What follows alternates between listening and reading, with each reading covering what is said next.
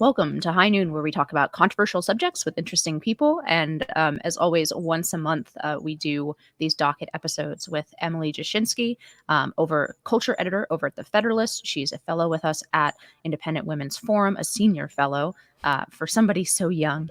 And she has a segment over with Ryan Grimm at Breaking Points. They call it Counterpoints now, so she's on there every Friday. Doing the independent media thing. And of course, she is teaching intrepid young journalists over at Young America's Foundation. So she has many hats. And I just want to start this episode with a quick apology to the listeners. I was actually on vacation last week. That's why there was no episode last week. But we are back now, and we're going to do, I guess, we have to do a midterms episode, since this will really be the last time Emily and I speak before the midterms on this show. And Emily really has a better handle on this, I think, than I do, really covering the horse race. So, I mean, it seems like, just from the outsider perspective, polls have definitely narrowed. Republican red wave rhetoric seems to be roaring back. Republicans seem pretty confident, but what do you think is likely to happen? I know that predictions are always difficult, but where do you think there might be some interesting upsets if they happen? And generally, what is your outlook on the midterms coming into this midterm season in just a couple weeks here?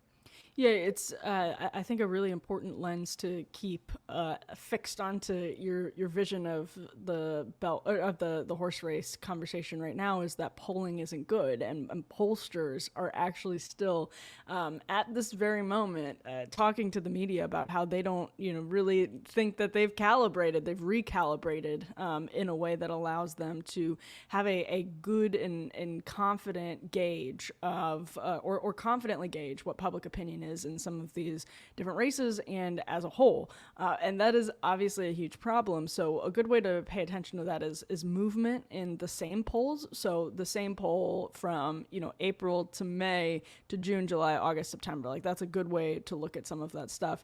And most of the motion we've seen in those polls is towards Republicans since Labor Day. And what happens after Labor Day is that all of the money starts going into those races. And as the money starts pouring into those races, they kind of clinch on to what their final message is going to be. We see the message, the sort of red versus blue, congeal. And as gas prices are going back up, as inflation continues to get worse for average Americans, that's sort of, I think, interestingly combining with the trap that Democrats are in, where they can't not talk about certain things. They can't not talk about trans rights. They can't not talk about woke, generally sort of woke content. And when you combine that with a bad economy, it's a toxic combination for Democrats. So I think we have seen movement, and if I had to guess right now, I would say it's a pretty solid win for Republicans in the House. I don't know that they'll win the Senate. I think it'll be really close. I think we're looking at a very, very closely divided Senate either way, which we have now. So I'm not sure there'll be much change there. But I think Republicans will take the House by a comfortable margin. But again, it's just we are up a creek without a paddle in terms of polling. We really, and polling determines where money goes. Polling determines where attention goes. Polling determines where media goes. And then media in and of itself can really change these races too. So we're in a very odd situation, especially in DC, where people rely heavily on those polls to figure out what on earth they do with all of these millions and millions of dollars. But I would expect it's it's not going to be pretty surprising from the perspective that Republicans will have a comfortable win in the House. Speaking of things that are sort of floating around DC, I think a large part of the conversation now is on priorities and whether the parties are running or talking about the issues that are aligning with voters' priorities. And that really seems to be just a general across the board problem, honestly. I think in this cycle, Republicans are focusing on inflation and economic woes, which certainly aligns, at least if we trust polls at all, with what voters are thinking. Although one thing that I keep seeing in the top three is immigration, and somehow we never talk about the fact that immigration is still a top priority. And sometimes 1, 2, 3, but in almost all of these priority polls, like what issues matter to voters, you end up having immigration as this third big issue that somehow never makes it into any of the talk shows or any of the discussion. Um, but there's a real disjoint between, oftentimes between both parties, right, and the priorities of voters. But there's a sort of conventional wisdom in DC developing, which may or may not be right, that Democrats may have overplayed their messaging on abortion, even though it does motivate their voters. It doesn't allow them to talk about some of these economic concerns. That doesn't kind of make basic sense to me. I think they can't talk about those economic concerns because they don't have an answer to it, and it's not necessarily because uh, of abortion is taking up their sort of airtime or whatever. But maybe I'm wrong, Emily. What do you think? No, I actually was talking about that the other day. I think it's completely true that Democrats don't really have a lot to talk about when it comes to inflation and the economy because of what the Biden administration has done and what many members of the House and the Senate have voted for, or governors that have supported it. So I think that's absolutely what it is. And from the far left perspective, they're like, well, why aren't Democrats talking about corporate greed and corporations increasing their prices just because of inflation, as opposed to actually doing it because of inflation, because they had to. They can't afford to do anything else. And it's like, well, because Democrats are now the party of the Chamber of Commerce, right? Like they're the ones that are in a comfortable relationship with the Chamber of Commerce. They're the ones that control the Fed. They're the ones that are passing these sweeping pieces of legislation after there was a ton of spending in the latter half of the Trump administration because of the pandemic. So they don't really have a leg to stand on, and it makes it hard for them to talk about that. Midterms, though, are also about turnout, and that means you energize the base. So every person who is likely to vote Democrat, you need to get them out there voting for your Democratic candidates. So it does make sense to an extent that you would be running heavily on the historic decision to overturn Roe. So it actually, like, there's some logic behind it if it's targeted right. What we can step back and sort of take a look at from our vantage point here in October is they focused more on abortion than any other issue by some metrics when you're looking at ad spending. I think it was especially on Facebook, but over a certain period of time, they were running more on abortion than anything else. So if that's not targeted towards turnout, then yeah, you're wildly overplaying your hand, because also and as this was something that you've I would sort of be curious to see what you think. I think Democrats aren't prepared for the new kind of Republican Party, and whether or not you agree that the Republican Party has changed in terms of its policies, at least in terms of the way that Republicans talk to reporters, it's changed. And I don't think Democrats expected Republicans to so easily and willingly flip the script in states like Arizona, with Kari Lake and Blake Masters, or other states where it becomes, okay, well, you tell me, John Fetterman, for example, in Pennsylvania, you tell me what restrictions John Fetterman supports on abortion. And I do not think that Democrats were prepared for Republicans to flip the script in that way. And I do not think Democrats understand how just offensive it is to voters when you can't say, yeah, I support restrictions at 9 months, something like that. So I think that also sort of neutralized a lot of their abortion push. Yeah, I mean, certainly on the issue of abortion, just the American people are in neither camp, really. Right. It polling is pretty consistent on that question, like long-term polls, Pew polls. The majority of Americans are in favor of legalized abortion through the first trimester, and for heavy restrictions after that, which, I mean, accords with the rest of the Western world. Most European countries have laws somewhere in that range. Neither one of the parties is going to run on that platform, but it's kind of, I think it is just open as to who will seize the moderate ground. Democrats seem completely unable to.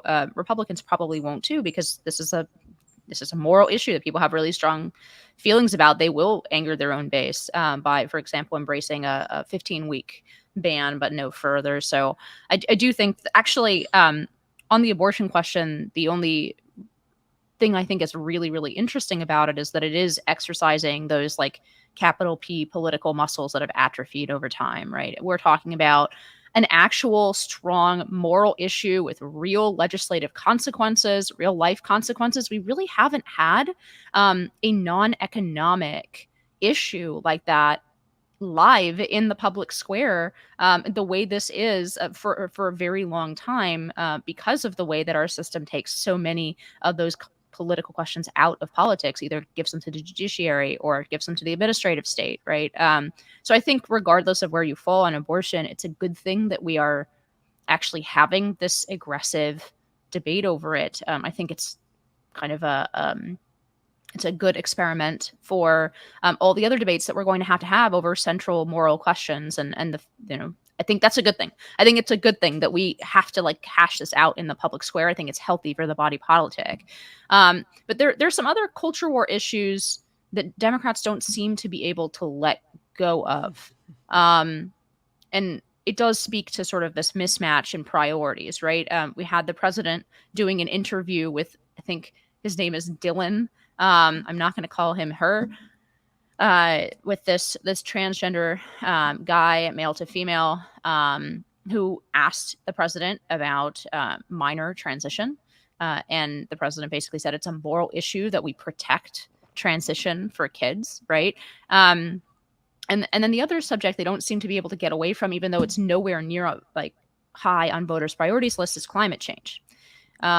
Particularly now with rising gas prices, this is, putting additional restrictions on energy to make it more expensive right now is not a politically viable issue, but it's also something that the Democratic base really wants to hear their candidates say.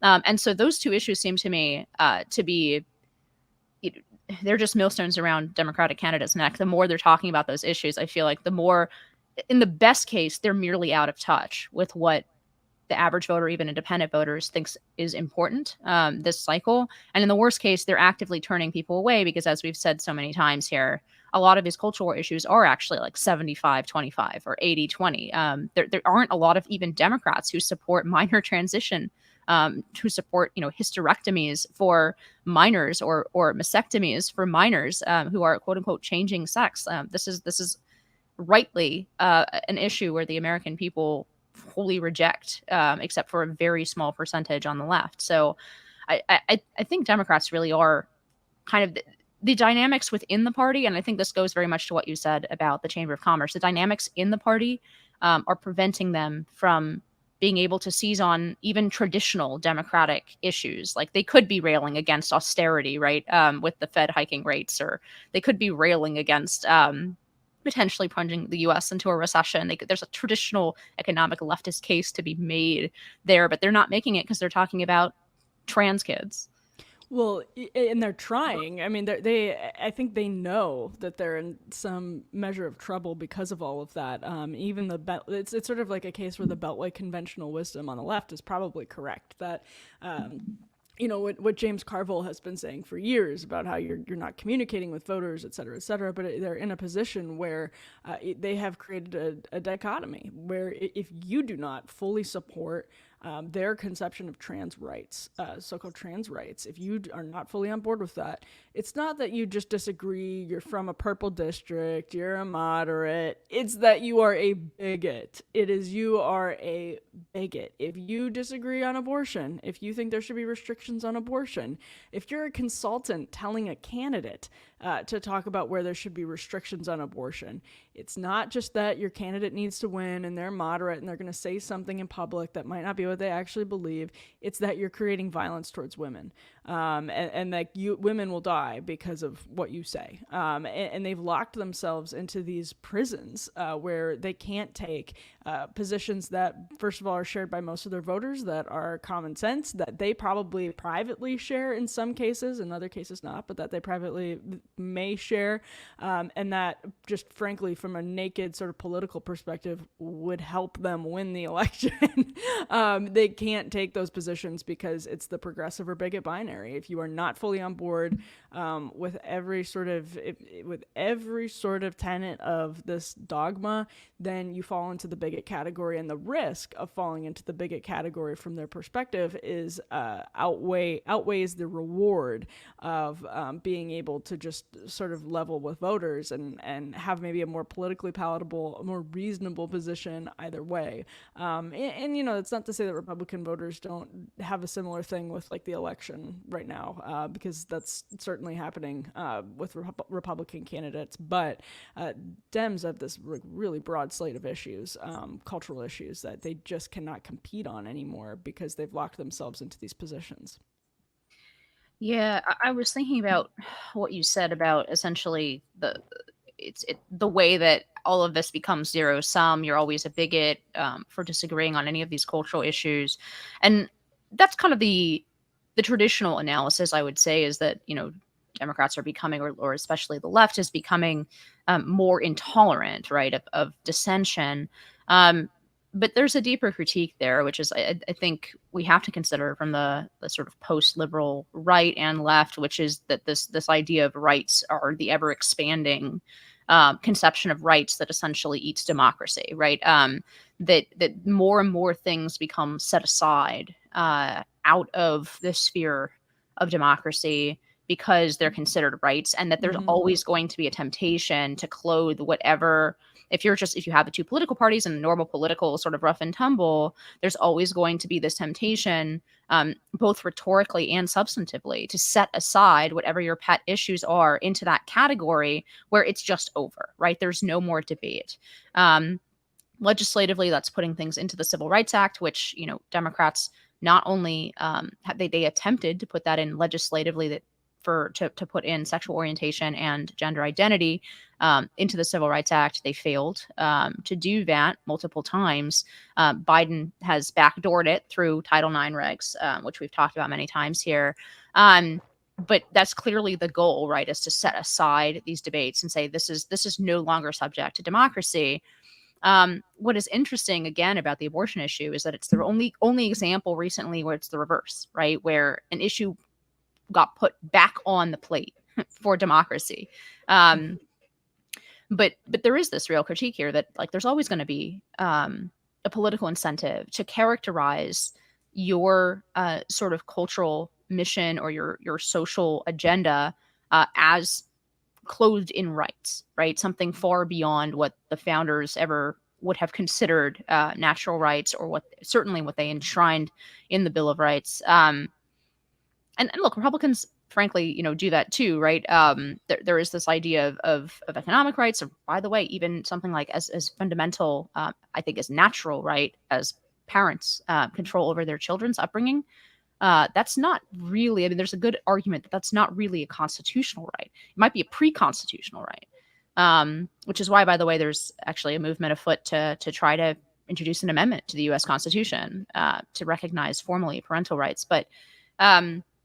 In any case, it seems like there is this larger problem here where it's just too easy for particularly Democrats, but even Republicans, to take whatever cultural issue or battle they're fighting at the time and jam it into either the civil rights framework or the rights framework more broadly, and then it becomes untouchable, both sort of linguistically, culturally for us, because we are so dedicated to this liberal, small L liberal idea of rights in this country.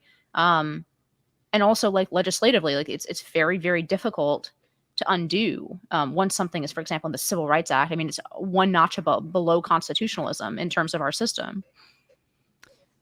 And what's interesting about the Civil Rights Act in that context is it created the sort of administrative bureaucracy when it comes to these questions about, it really laid the groundwork for a lot of what was to come and enabled a lot of what was to come in that. But it was in and of itself hashed out democratically. That one went through the system. It's the ones after it that have been sort of enabled by the system that's set up.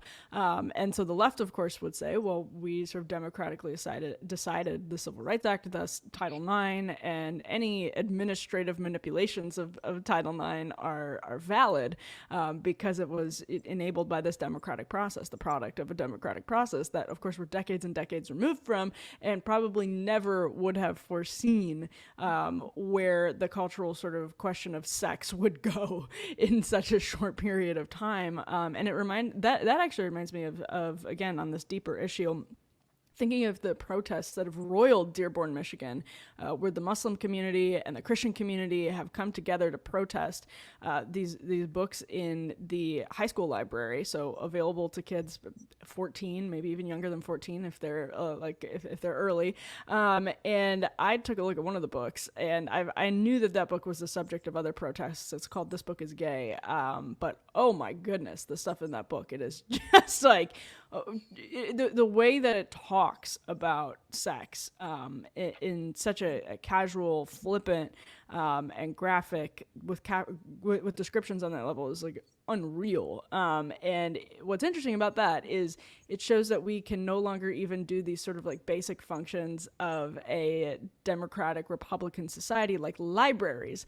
If we think about the ways that Americans have historically treated the concept of community, and local government, libraries, the fact that we can no longer even like have a consensus position on whether it is either essential or extremely inappropriate to have a book like that in the library, where you have the American Federation for Teachers protest supporting the people who want that book in the libraries, the AFT supporting the book in the libraries, and then CARE on the other side of it supporting the Muslim protesters.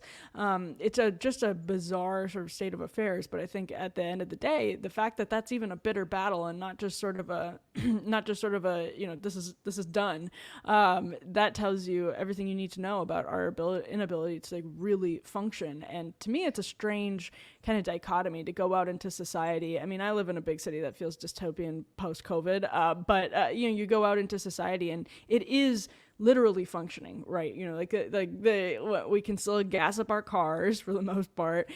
We can still go to work, protect our families, and there are caveats to that, obviously, depending on where you live and what your community is like. But yes, we are functioning, but we're not functioning at all if we can't decide whether a book that teaches kids in very graphic terms how to perform oral sex and get on sex apps is appropriate. So it's strange because in some ways, like, yes, the world is still turning. In other ways, everything is ground to a standstill. Yeah, I mean, I think what you're really saying is we don't have a substantive agreement about what the good society looks like anymore, or what the good life looks like. And I think, yes, we are wealthier than every other country. We can kind of go on autopilot for quite some time, in terms of the level of collapse. Although I would argue that I never thought, like we've talked about before, I never thought middle class Americans would accept the kind of shortages that are ongoing in grocery stores, for example. There's still a formula shortage going on. It's just kind of dropped out of the headlines, but people just accept it now. You have to go around to different stores to try to find formula. You have to stockpile it. These are things that Americans, I don't think, would have ever seen themselves accepting in 2019. So even though that kind of normalcy can shift very, very fast. But I mean, I think what you're observing there is more just, people are adaptable. People do adapt and renorm to baseline, even when their lives become worse. It's the transition that often engenders the rage or the reaction before people just become used to something. But what I really think you're talking or speaking to there is like that content-less neutrality can only take us so far, right? Liberalism in that sense, and I am a liberal. I am like a small L liberal. I still think that has produced a great human flourishing that is uncomparable in human history. But I think we are pushing the limits of it today in terms of this sort of content-less neutrality, right? People are finding that it's very difficult to come up with an argument as to why, this book, with graphic descriptions and in fact, like sort of instructions on how to go out and have, various kinds of sex as a young teenager, people are finding it really difficult to describe why that's bad. Right? They have this very strong basic instinct to say that it's bad, but we've lost any kind of normative assertion about the good and correspondingly the bad, that they don't have the language to talk about it, because all we have is this language of rights, of neutrality. And I do think that's why that Sarab Ahmari David French debate exploded the way that it did on the right, because I think there is something real there. And actually, I think a lot of us didn't find ourselves represented fully by either side of that debate, but leave that aside. But um, I think that that is like an important underlying crippling force in America. We are a house divided now. Um, Yeah. and it's I, I'm running out of like good resolutions or to hope for that kind of underlying division. It really does seem like we are two different nations, but I'm not at all an accelerationist, because of the things you just pointed to, Emily. I still think it's a wonderful and important and rare thing in human history that we don't have many people in this country worried about their next meal. We don't have many, despite all those studies that say 1 in 5 Americans is quote unquote food insecure or whatever. Most of the people answering those surveys are probably on diets. Um, no, they define food insecurity like ridiculously broadly. Like, have you ever thought that you might have difficult? We don't have widespread starvation in America. Obviously, we're still have access at our fingertips to an enormous amount of information. There are ways to circumvent the kind of censorship that's increasingly uh, becoming the norm here. This still isn't, we don't have gulags. So all of that I think is worth, I'm not an accelerationist. I don't think that's worth nothing, but it does beg the question, how long can a society divided on things that are this fundamental? And it sounds silly, like, oh, this book in the library, right? But um, you're right. Even 10, 15 years ago, this would be a universally obvious. No one would even feel the need to explain it. No, this is inappropriate for kids, right? And here we're finding that we don't have the language to say something that simple that's in common in this country. Yeah, it's incredible, and it's because the American Federation for Teachers is infiltrated by people who totally have bought into this, like young people have totally bought, not young totally now, but like millennials who have completely bought into this ideology, and everyone else is just too afraid to go against them because that would make them bigoted, that would make them anti-gay, that would mean that they are putting at risk the gay teenagers who need that book in order to have a healthy life, which is actually the argument being made. So it's all downstream of the one really, really, really big question of truth, and we talk about this a lot. It is the most obvious sort of root cause for all of this. Like, if you can't agree on objective truth anymore, then you can't build consensus norms, and you surely can't build healthy norms, because if we can't agree that something is fundamentally right and something is fundamentally wrong,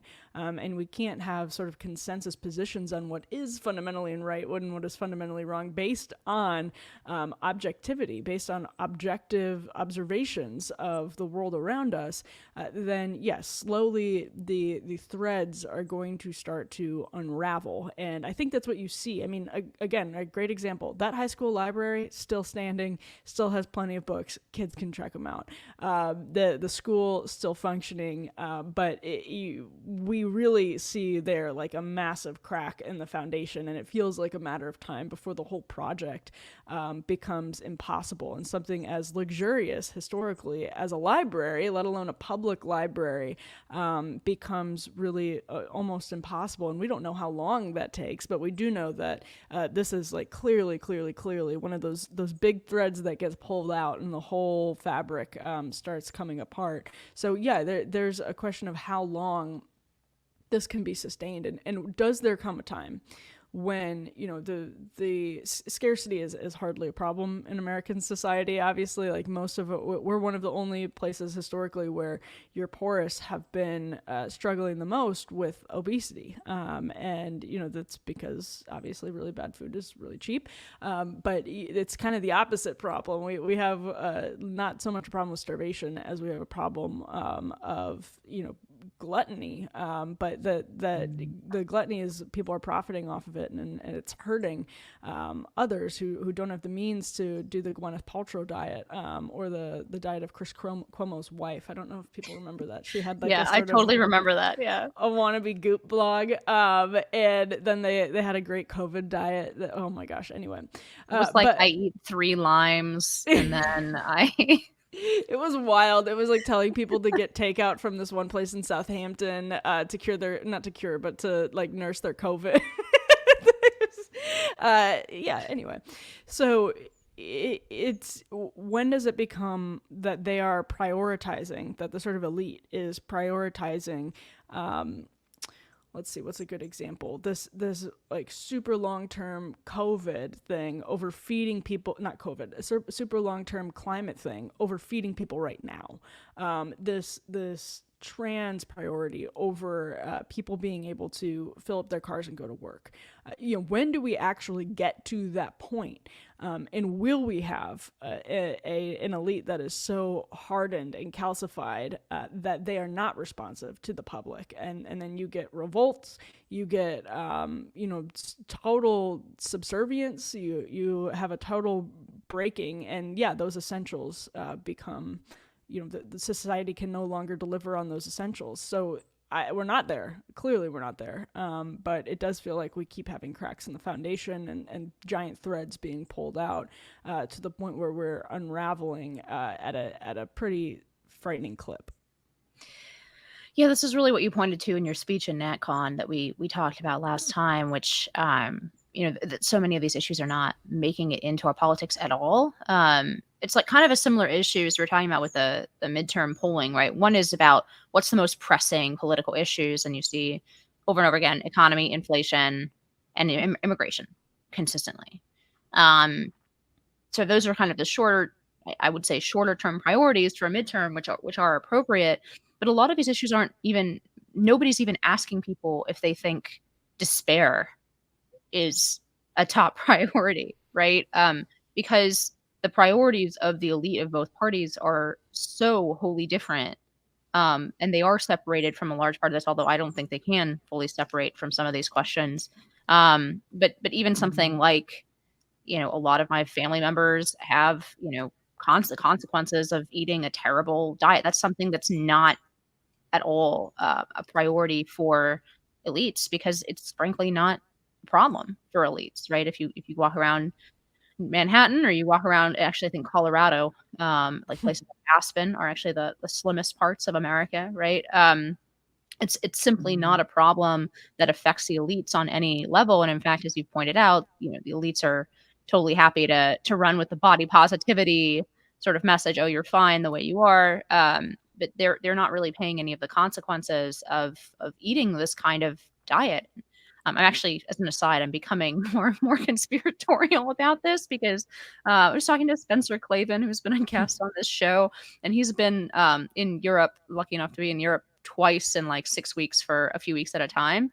And he's like a super health nut. Like, he's always lifting heavy stones and like building up his body and everything. And he found that even though he was eating whatever he wanted in Europe, he like didn't gain any weight, even though he watches really, really strictly to stay the way he is at home. Yep. And I've had the same experience. And people always say it's because you're walking, but I literally have the step count to prove that it's not true, because I walk that much in New York. But if I go to Europe for 2 weeks, I lose weight, even though I'm sitting down to lavish meals all the time.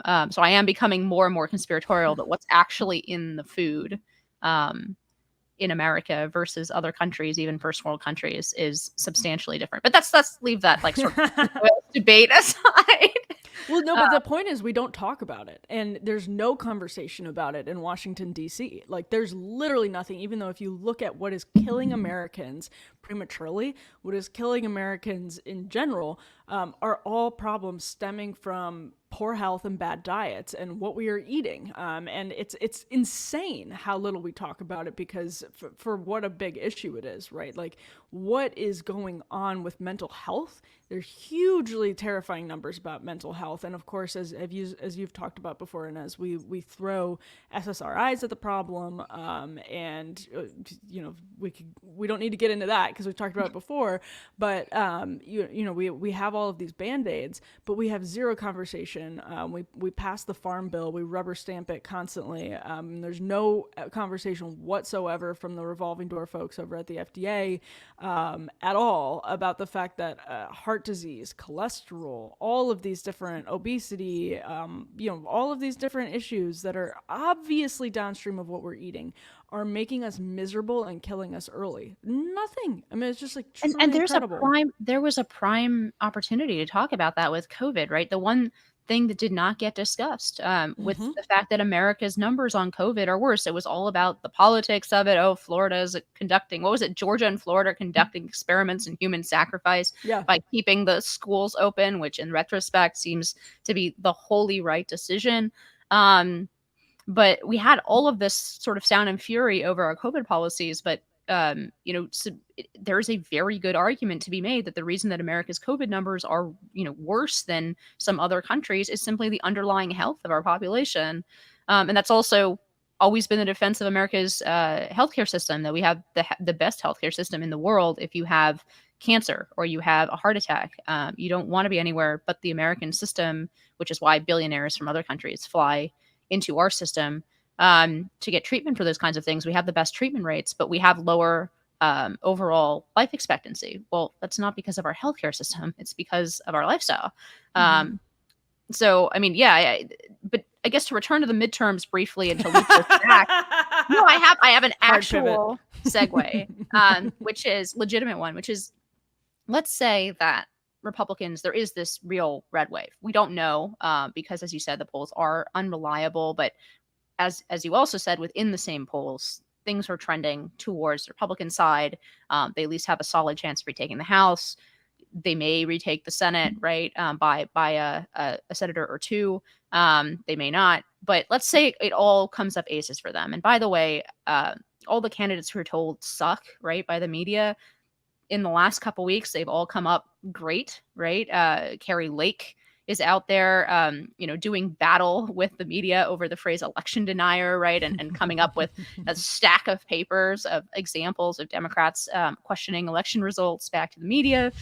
We have Herschel Walker and his tete-a-tete over abortion, very deftly handled. We were told this guy can't debate. Oh my God, like he's the worst candidate. Blake Masters is very much in the race. We were told, oh, Blake Masters is terrible. That one I really never understood because he always struck me as very very eloquent, serious, actually like a real sort of thoughtful realignment candidate in a way that sometimes I fear other folks can get a little bit kind of like almost just like sort of silly in some of anyway, I'm not going to name names on this, but Blake Masters always seemed to me to be very serious, and I was at a loss as to why people thought he was a bad candidate. But in any case, all of these candidates seem to have performed actually quite well in recent weeks. They're all in it to win their races. We'll see what happens in November. But let's say all Republicans have a great night. Are they going to address any of this? Right? Obviously, they do have to address the economics of the economic situation in the country. It is at the top of all voters' minds. But sort of what are they going to do about any of the rest of this? They're interested in doing some oversight over the FBI, but it's not clear that they're interested at all in doing something more comprehensive about an out of control and weaponized administrative state. What are we going to get out of this? Is I guess what this is always where I get super, super pessimistic. What are we going to get out of this, even if they have a huge night? Yeah, I mean, there's anything substantive, I don't know. I mean, they'll introduce legislation. Like if you have a Senator J.D. Vance and a Senator Blake Masters, they'll introduce legislation surely that is, sort of along the lines of like good stuff that we've seen coming out of Marco Rubio's office over the last couple of years. Serious, thoughtful bills that are designed to nudge the conversation in a particular Please direction. tax the universities. Yeah, I want them to propose that. Somebody right. at least should put that idea on the table. JD Vance, I think JD Vance would have no problem doing that, and no problem telling his staff to like actually direct their resources into coming up with a bill like that. We saw Josh Hawley with a great bill when he first hit the Senate on infinite scroll, which is one of those things again that talks about how some of these technologies that we now conduct the vast majority of our lives on are designed to make us unhealthy and to keep us addicted to screens. So I think they'll introduce legislation like that. Whether anything can actually happen is a totally different question. And I'm not optimistic about that at all. That's why I think the routes are that's not to say that our politics don't need to change, that Republicans don't need to be more willing to think of government solutions to some of these problems. And I say that, coming from your sort of position, Inez, as well as the small L liberal, I don't know, that you even need to shatter precedents about what's an appropriate use of government power to think about whether chemicals in our foods should be in our foods, and if the sort of revolving door crony capitalist lobbyists that are controlling the FDA or controlling Coca-Cola are being appropriate, are using their power, wielding their power appropriately. I don't know that you need to shatter precedents of conservative dogma to do something like that. You just need to reprioritize. But all that is to say, I think it's, sure, we should think about those things, but I think the solution is overwhelmingly cultural. So because our politics are so Madisonian in a good sense, but also in the sense that we're totally jammed up by special interests and by the coming apart class, the people that are just still stuck in 1999 because their lives are just as good as they were in 1999, and they've noticed, if not better, by the way, they've noticed so little change to their daily lives, and all they care about is virtue signaling against Donald Trump. So I have very little optimism about anything happening differently in our politics. I do think House Republicans are poised to do a lot of oversight that'll be positive, because I had a piece last week that came out about Kevin McCarthy. I interviewed him a few weeks back and sort of pushed on that question of what are you actually going to do with oversight? What are you actually going to do with legislation? But I think they're really going to tackle what happened during COVID. I think they're really going to tackle what the heck is going on with the Biden family, whether our president is compromised, and the downstream effect of that can have sort of be chilling if they do it right, for the bipartisan lobbying class in Washington, D.C., if they do it right, which is another question entirely. But getting to the bottom of COVID, getting to the bottom of what happened in our education system during COVID, I think they'll press some of those hot buttons, so to speak, and that will in a way that they wouldn't have before.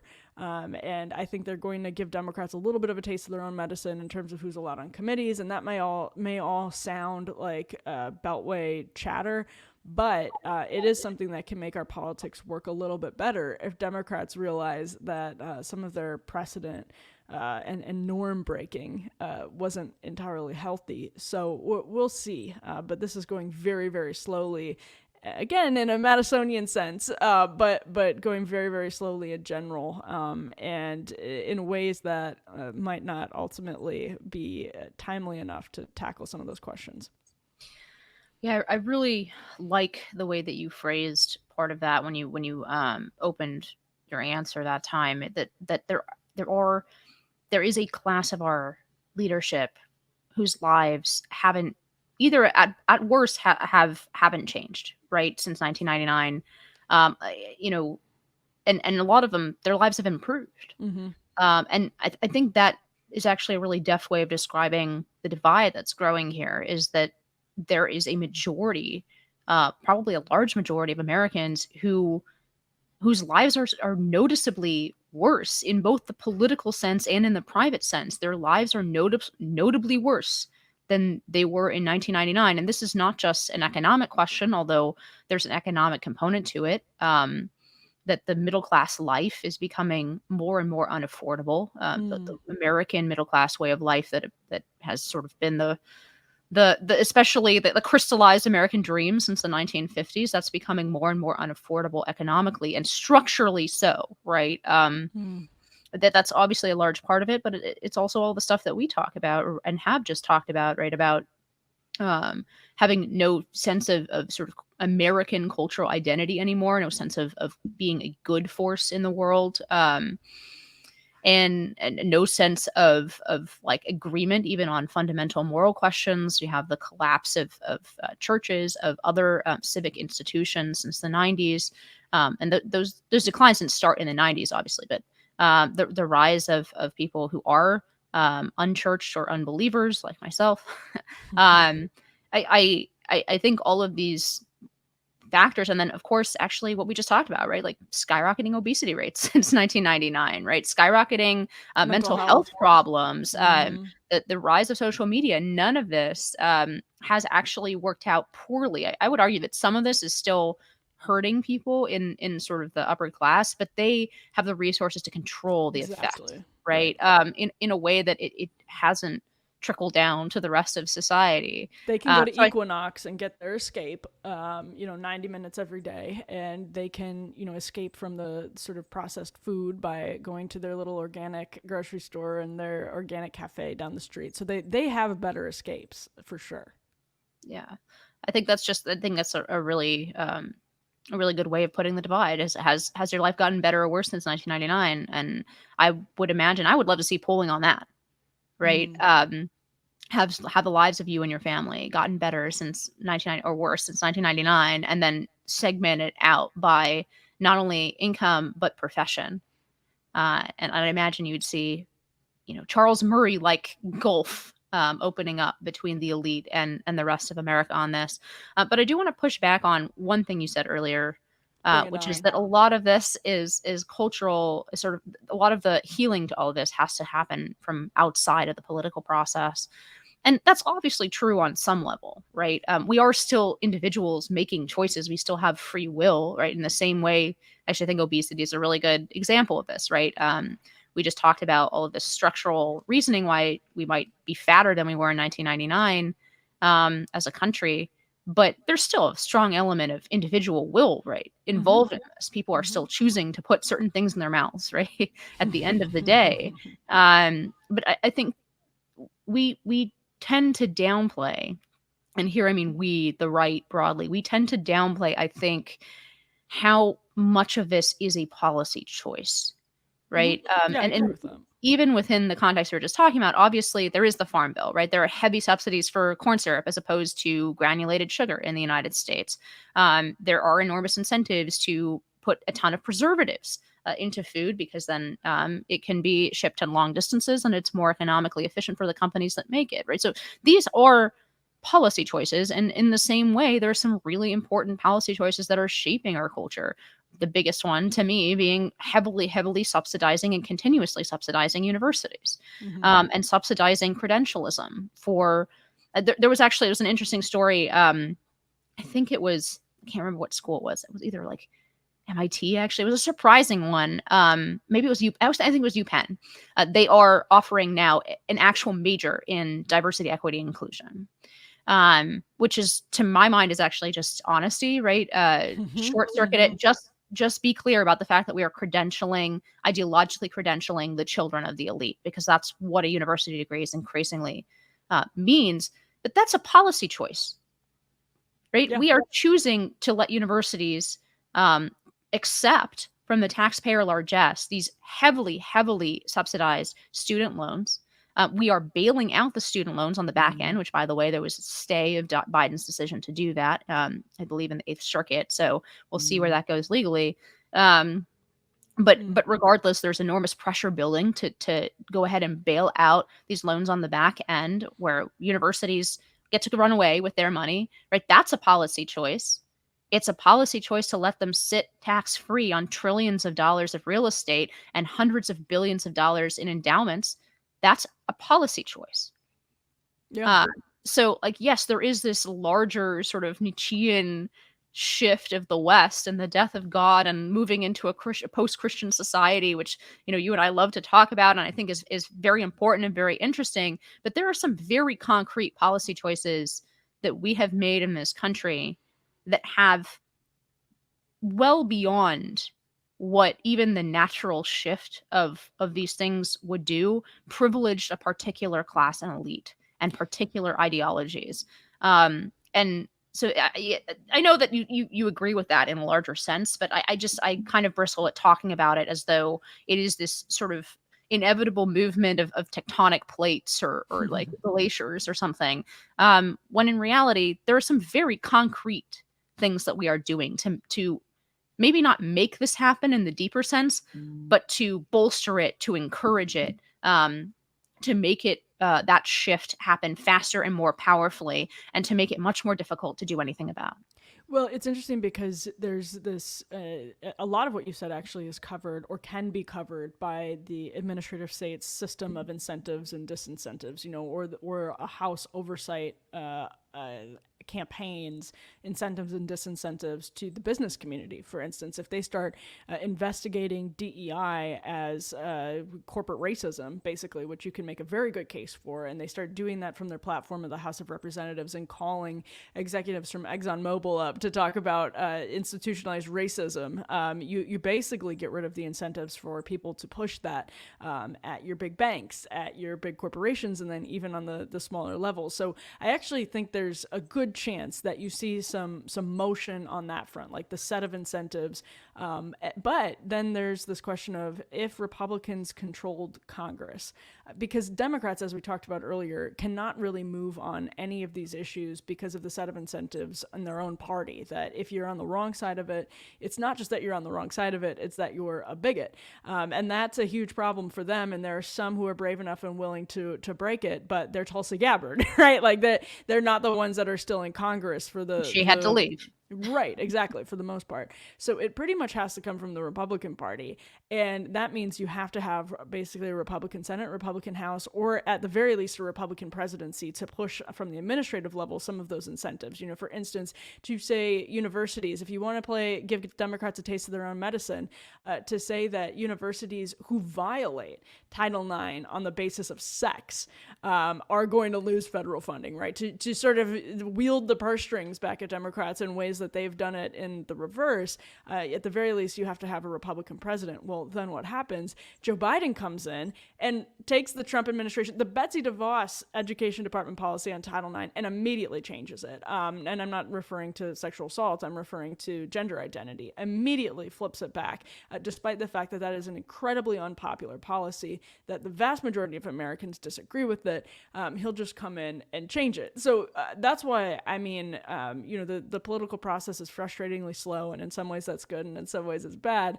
But that's sort of where I mean that on a deeper level, I agree with you completely. There are plenty of things Republicans can do. These are absolutely policy choices. Republicans are now sort of divorced enough from the business community. And one thing that became clear to me talking to Kevin McCarthy and other conservatives in the House, they're actually pretty convinced that we're in a state of national emergency because of the way that the FBI is being wielded, for instance, and so nakedly out in front, not in the old J. Edgar Hoover way where you're sort of trying to be clandestine, but just sort of like bragging about the ways that you're abusing state power openly and in public and running on it in certain cases. So Republicans are so thoroughly convinced that we're in a kind of state of national emergency. I think their incentives are there to do some of these things, to create incentives to reverse those policy choices and to actually reverse those policy choices. I just don't think that's sustainable until it becomes toxic for Democrats to pursue some of the same policies. And for that to happen, it means they need to marginalize what is an increasingly large part of their base among millennials and probably older members of Gen Z who have been conditioned to believe some of these things really are bigotry and to believe some of these things really are dangerous and violent, et cetera. Really marginalize those voices and stigmatize those perspectives so you can create a different incentive structure on the left that allows Democrats to kind of engage in some of the same policy choices and get behind some of the same policy choices. So that, I guess that's sort of what I mean. mean? It's like there's a lot Republicans can do, and as we both agree, there's a brick wall ultimately on that too. Yeah, the only thing I would add to that is you don't just need a president, right? Even in your particular example, it took the DeVos department, and more power to them. And I always want to give them credit for this because it took them the better part of 2.5 years Yes. to put forward restrictions on Title IX or regulations on Title IX that are just merely in line with what the Supreme Court has already said about due process. Right. And so, and look, again, more power to them because they went through the APA rulemaking process. And now the only reason that we didn't have these Title IX changes on day one from the Biden administration is because they went through that process. And now the Biden administration has to go through that process. And by the way, thanks in part to the wonderful work of IW on this, I think we broke records in terms of how many comments were submitted, many of them negative on this Title IX change that redefines sex. So I think that the Biden administration is going to be busy with those comments for quite some time. By the way, 160,000 of them disappeared off the website counter, and there is no real explanation for why that happened. But yeah, you don't just need a president, right? You need an ability to control the bureaucracy, so that because there's 1,000 things just like these regulations that were painstakingly promulgated by the DeVos Ed Department. There are 1,000 different things that each of those departments actually needs to do for us to even have like a fighting shot at leveling the playing field in terms of policy incentives. And so you can't operate in an executive branch that way, which is why I think the solutions really do have to be much more structural. We need to find a way to control the bureaucracy in a much more direct way. I've always obviously submitted my policy ideas for that, which is just make them fireable. There might be other ways to do it, but this is something that needs to be very high priority for any serious Republican Party. But I can't let you go, Emily, without discussing something that I think is actually very tied to a lot of the deeper stuff that we're talking about with regard to the midterms. These kind of these issues that haven't made it up into our politics, even though they really are affecting people in the most basic and real level. And that is this poll that was released showing, and I'm reading off of it here. This is the American Perspectives Survey and then Gallup in 1990. So these are polls going back to 1990, and they're showing the change in people, a percentage of people who report that they have the following number of close friends, not counting their relatives. And there's a huge increase in the number of people who say they have no close friends at all, and a huge decrease in the number of people who say that they have 5 or more close friends. I'm just kind of lumping all of those together. They put 5 to 9, 10 plus. But you're seeing basically a massive increase in the number of people who say they have no friends at all, no close friends at all. I see this very much as of a piece of the thing that we talked about last time, which is, the huge change in male virginity at age 30, right? So people are not having sex, and they are not making friends either. I think this is probably one of the most important trends in our society. Maybe it's longer term. I mean, I've said on here that I think Americans are kind of weird about friendship. And that's definitely been reinforced every time I tweet about this. There's some guy or several guys in my mentions saying like, only like a man doesn't need friends. He just needs a dog, a gun, and his wife taking care of his wife and kids. And those are always folks from the right. And so, we are a little bit weird about friendship that way. But this survey shows that, in fact, even 1990, speaking of things that were better for most people in the 1990s versus today, there was a vast majority of Americans said that they had plenty of good friends. In fact, 40% of men in 1990 said they had more than 10 good friends. That's like unthinkable now. Yeah. Yeah. Now it's 15%, so less than half. But that is just so like almost a majority. And in fact, if you look at, let me pull this back up. You have 15. I'm doing quick math in my head. Like just about 70% of men in 1990 had 5 or more close friends. That's obviously not the case today. And we started the episode talking about sort of the flaws of polling. And that's why it's always important to look at things that are polled on the same metric over time. Like, that's always just a very, very helpful way to gauge things, as this poll does. And also, by the way, political polling is different because it's trying to actually ascertain who's going to vote and then measure their opinions. So it's sort of a different question. And this poll, I think, is powerful because it is, tracking the same sort of mile marker at one point versus another point, and that all happened over the course of a time period in which very, very wealthy people told us that they were creating products that were going to bring us all closer together, that we're going to basically shorten or make distance immaterial, right? Like, you could have a best friend over in China or in Argentina or whatever it is, and sure, maybe that is technically literally the case. You can maybe figure that out. But how is it? How is it? I mean, if you told somebody in the 1990s that this is where it was going to go by 2022, they would say, "What are you smoking? That's impossible." We are making the globe smaller. We are bringing people closer together in ways that you can't even imagine. You're going to be able to call up your grandmother and see her face with the click of a button. You're going to be able to talk to a robot and tell it to call up your grandmother and see her face to face without moving a muscle. They would say that was absolutely insane, but now we know. Does anybody? I would be curious if you showed anybody these results and asked them, "Does this sound wrong to you?" I think everybody would say it sounds right to them. Exactly correct. And so it's just, we have been told one thing, the opposite has been happening, and people have been profiting off of it. And so, there's something that is very sad about the fact that you never hear this in our politics at all. What are they doing? I mean, the left would have a very kind of materialist perspective on this and say, it's because we're not seeing a lot of wage growth. It's because more and more income and resources is concentrated at the top.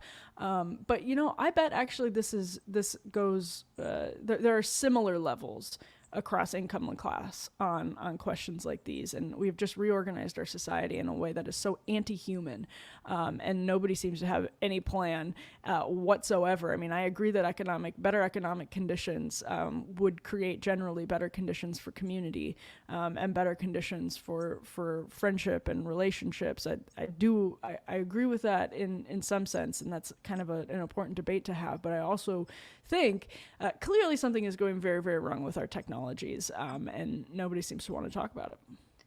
Well, I mean, it's a particular irony that the technologies that were designed to connect the world seem to be atomizing us even further. But it's also a huge failure of the promises, I think, of sort of social leftism or even liberalism, which has always promised that, like, if we dissolve all of these structures, right? If we get away from the oppressive structures of family, of churches, we can be our more true and authentic selves, right? This is very much even in Gen X, right? Like a theme, I'm not part of an organization, I'm an individual. And the theme was always, you can be your truest self, right? This way, if we strip away all of these oppressive influences on you. And what turns out to be the case is all of these supposedly oppressive structures actually provided a platform or a kind of connective tissue that made people become friends with each other, meet, have sex, get married, right? And that without those things, we don't know who our authentic selves are. Not only do we not know the answer to that question, we don't even know how to connect with another person in a way that would share anything authentic about ourselves, and which is, I think, a pretty good working definition for friendship. And it is ironic, right, that we were told that getting away from all of this is what would make us our truest selves, when in reality, Aristotle would have said, right, the human is a political animal, a social animal. We exist in communities, and actually these structures give us what we need to form those kind of individual connections with other people in a way that's not possible when we're all just sort of actualized selves, like atomistically bouncing off each other, with no kind of platforms or structures, or I think the internet term going around was third things, right? That this is actually a very lonely way to live. Well, and to Democrats who purport to be horrified about January 6th and Trumpism every single day, if people are miserable and lonely, how do you think they're going to vote? And to Republicans who purport to be horrified by wokeness every single day, if people are miserable, unhealthy, and lonely, how do you think they're going to vote both politically and culturally? How do you think they're going to live their lives? Where do you think they're going to look for meaning? And so, yes, there are absolutely like material and policy choices that are creating, enabling, and fueling national sort of misery, which again is like odd in this dichotomy of like material. Like TVs have gotten much cheaper over the past 30 years, so we can now have massive TVs and we can have a lot of them. And no one to watch them with.